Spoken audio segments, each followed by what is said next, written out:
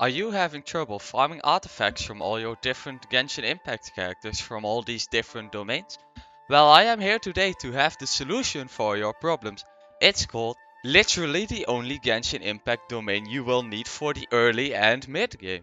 I would like to welcome you to the domain that is Emoji Died Court, also known as the Emblem of Severed Fate and Shimagawa's domain. In this domain, you can literally get the artifact set that you can slap on every single character.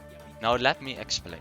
You have all these specific domains who have the best in slot artifact sets for all the characters, and this is correct if you want to properly and optimally build a new character.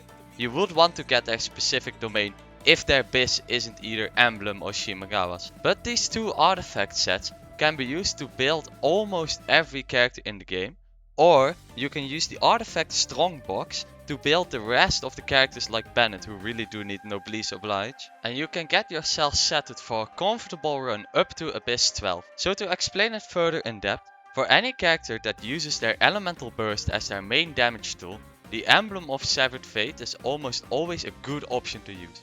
While any character that uses their elemental skill to enhance their auto attacks like Hu Tao, Yoimiya is amazing on Shimagawa's.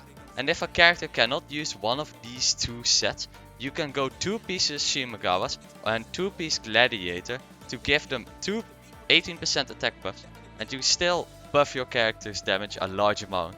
Now why would you do this over farming these specific domains that are the best for each character? Well, simply said, farming this single domain gives you a lot more valuable artifacts for less resin. Because instead of farming one good specific piece for maybe a month at a time for Hu Tao, you can get a good piece of Shimagawa's for Hu Tao of this domain, and also get 2 good pieces of Emblem of Severed Fate to build your different characters. These pieces are so universal, they can be put on almost every character with a couple of exceptions.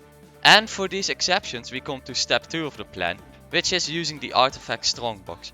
If you're building a support like Diona, like Bennett, or even Zhongli, you can use the artifact strongbox to get something like the Noblesse Oblige set, which you can use to build a lot of supports through. And you won't even need to spend resin on the domain, as you will be getting a lot of rolls from the artifact strongbox. So to summarize the point, I think if you are early or mid game and you are trying to build a lot of characters but you just simply cannot get good artifacts on them, I would recommend farming a ton of Emblem of Severed Fate and Shimagawa's and putting them on all of your characters. And once you have all of the characters you want to play with and build, then you can move on to their specific domains and start farming for them, like Ayaka, who really does need the free set in the end of the day to be as good as she can be. But you do want to play around with her and use her first, and not spend months waiting for that 1 crit percent piece.